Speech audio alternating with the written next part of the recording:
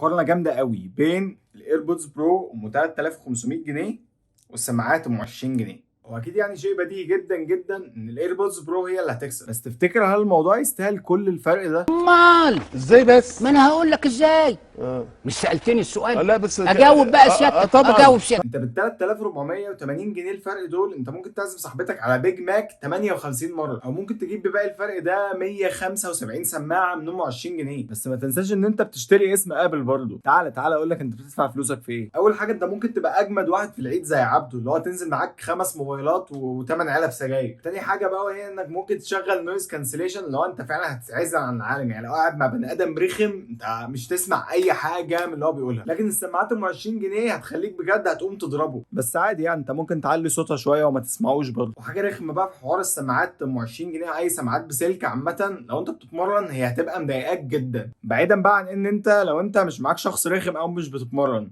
هل الايربودز البرو هتديك 175 ضعف كواليتي من السماعات ام 20 جنيه؟ اكيد لا طبعا. هي اكيد احسن، بس عادي دي هتقضي الدنيا يعني. والسلك يا عم قول ان انت هتبوظ مثلا واحده في الشهر، ده طبعا لو ما قعدتش اسبوعين بودن واحده يعني. فانت محتاج كده بتاع شاكب راكب 14 سنه ونص عشان تجمع فلوس بتاعت الايربودز. السماعات ام 20 جنيه مش هتفصل منك وانت بره، الايربودز البرو هتفصل منك بالعلبه كده بعد 22 ساعه.